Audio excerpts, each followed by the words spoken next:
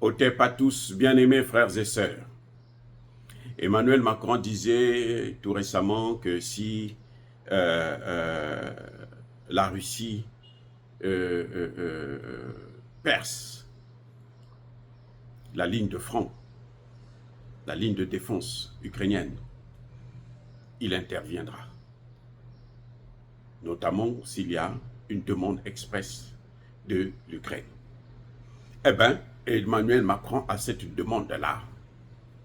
L'Ukraine demande deux choses, en tout cas l'une des deux. Ou vous m'envoyez des avions, parce que la Russie utilise 300 avions, en tout cas plus de 300 avions de guerre. L'Ukraine demande 120 à 130 F-16. Et l'Ukraine dit, c'est un choix à faire. Si vous ne pouvez pas me donner les F-16 que je vous demande, alors protégez mon ciel. Même depuis sur vous. Que depuis la Pologne, vous, quand les missiles viennent, vous les détruisez. Vous ne serez pas parti en guerre. Vous ne serez pas co-belligérant. Ou bien, la troisième hypothèse, c'est que vous venez vous-même nous aider. Protéger l'Ukraine. Emmanuel Macron, tu as maintenant l'autorisation. On veut voir les résultats, ta réaction. Ah oui, la Russie n'attend que ça. Parce que le monde veut en découdre avec ces pays qui ont passé tout leur temps à créer que des guerres, que l'instabilité. Des pays qui ne veulent pas la paix dans le monde. Regardez comment les Américains, Canadiens et Français ont fait d'Haïti. Depuis plus de 2 siècles. Regardez ce qu'ils ont fait d'Haïti. La dette, une dette colossale, qu'elle n'a pas contractée, qu'on lui a imposée. Les mêmes Français, Américains, Canadiens. Les Canadiens sont venus un peu plus tard, mais c'est la même clique. Depuis 1825, quand ils ont imposé la dette, là, le sort de Haïti a été scellé par les Occidentaux. Jusqu'aujourd'hui, ils n'ont jamais voulu que ce pays puisse avoir la paix. Regardez les conséquences.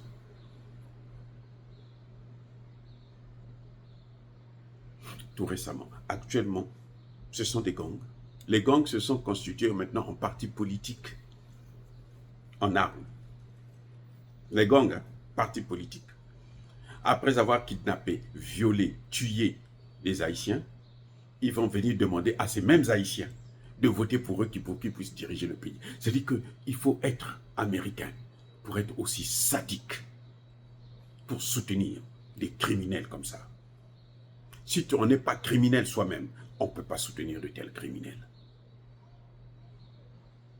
Regardez comment ils ont fait du Congo démocratique.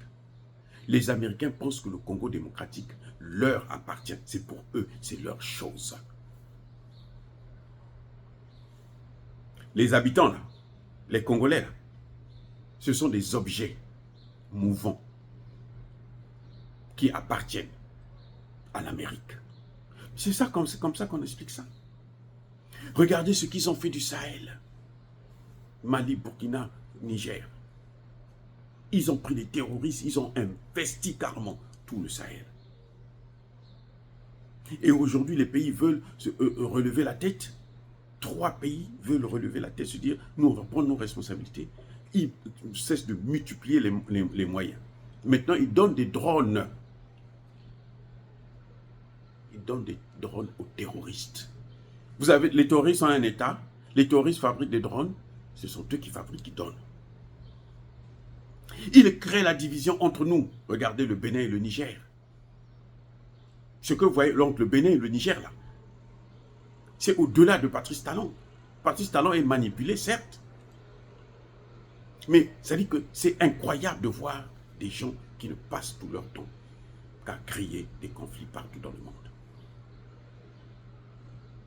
Et ça, c'est un problème que nous avons à gérer. La Russie et l'Ukraine, c'est deux pays, c'est-à-dire que ce sont des frères, ce sont tous des Slaves. Zelensky peut chanter comme il veut là, il n'est pas un blanc, c'est un Slave. Pareil pour Poutine, ce sont des Slaves. Les blancs là, ce sont les Européens, c'est-à-dire que les Norvégiens, Irlandais, Français, Anglais et autres. Mais ils ont divisé deux frères. Maintenant, la Russie a percé les lignes. Ils disent que Kharkiv, on ne peut pas l'occuper, mais Kharkiv va être occupé là. Kharkiv va tomber. Si on encercle une ville, c'est pourquoi? On l'asphyxie, c'est pourquoi? C'est pour l'occuper. On leur demande de négocier, de respecter la sécurité de la Russie. Ils disent non, on va jusqu'au bout. Ils ont bien dit jusqu'au dernier Ukrainien. Macron disait que s'il y a la demande, moi j'envoie mes soldats. Zelensky a fait la demande. Zelensky demande l'intervention des Occidentaux. Parce que les avions viennent en retard. Il demande l'intervention des Occidentaux. Que Emmanuel Macron envoie son armée, au lieu de venir nous tuer, nous les Africains, nous ne voulons pas de lui. Nous ne voulons pas de la guerre en Afrique. Au lieu de continuer à venir nous tuer, il n'a qu'à aller faire la guerre. Il y a quelqu'un qui attend là-bas. Parce que ce que les gens oublient, mais la Russie n'est pas seule. Attendez, mais soyons sérieux. La Russie n'est pas seule. Il y a la Chine qui est là. Il y a la Corée du Nord. Il y a l'Iran, même s'ils ont assassiné le président iranien, mais ils n'ont pas assassiné l'Iran. Vous croyez que les Iraniens sont stupides pour ne pas savoir ce qui est en train de se passer, ce qui s'est passé là? Apparemment, le président iranien a été piégé par l'Azerbaïdjan, puisqu'ils avaient une rencontre à la frontière. Pourquoi ils n'ont pas eu une rencontre dans le pays? C'était juste pour un moyen pour le déplacer et puis l'abattre. On a abattu son hélicoptère, les deux autres hélicoptères qui sont censés le protéger n'ont pas été touchés. Donc, nous attendons maintenant la réaction d'Emmanuel Macron. Que va-t-il faire? Zelensky demande l'intervention de l'Occident.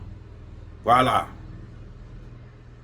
La Pologne, qui compte 130 000 soldats, ils n'ont qu'à rentrer en guerre. Puisqu'ils ne veulent pas négocier. Ils n'ont qu'à rentrer en guerre. Comme ça, ça se termine une fois pour toutes, le meilleur gagne. Il faut, je pense que nous, en Afrique, là, nous ne demandons que la paix. Emmanuel Macron fait des guerres partout, là. Il n'a qu'à libérer d'abord la Calédonie. Qui libère la Calédonie? On n'a pas besoin de lui. Vous voyez là où se trouve la France et là où se trouve le Pacifique? Vous voyez la distance? Vous avez déjà vu un pays comme ça? Mais l'impérialisme là va s'arrêter un jour. Et il faut que ça s'arrête et ça est en train de s'arrêter maintenant. Maintenant, nous allons voir le courage d'Emmanuel Macron, la force de l'armée française. Si ils ont des couilles solides pour aller maintenant faire la guerre contre la Russie. Ils n'ont qu'à déclarer cette guerre-là. Et on va voir ce qui va se passer. Au lieu de venir tuer les pauvres Africains, là, c'est une opportunité que Emmanuel Macron a pour pouvoir faire montrer ses muscles. Parce qu'avec nous, on n'a pas besoin de ça. Nous, on n'a même pas l'arme nucléaire. On n'a pas besoin de ça. On n'a pas ça, parce que ça ne nous intéresse pas. Nous ne sommes pas des hommes faits pour la guerre. Nous voulons vivre en paix. C'est tout. Laissez-nous avec nos matières premières et avec notre pauvreté. Vous allez voir comment on va s'en sortir. Soyez bénis, abondamment bénis par le Dieu des Kémites et par nos ancêtres angélisés. Mais que tous ceux qui persécutent le continent africain, le pillent et le déstabilisent, qu'ils soient noirs, blancs, chinois, arabes, juifs, indiens ou qui qu'ils soient punis, maudits, foudroyés, neutralisés, écrasés, effacés par le Dieu des Kémites et par nos ancêtres angélisés. Vive l'Afrique éternelle, j'ai dit et j'assume.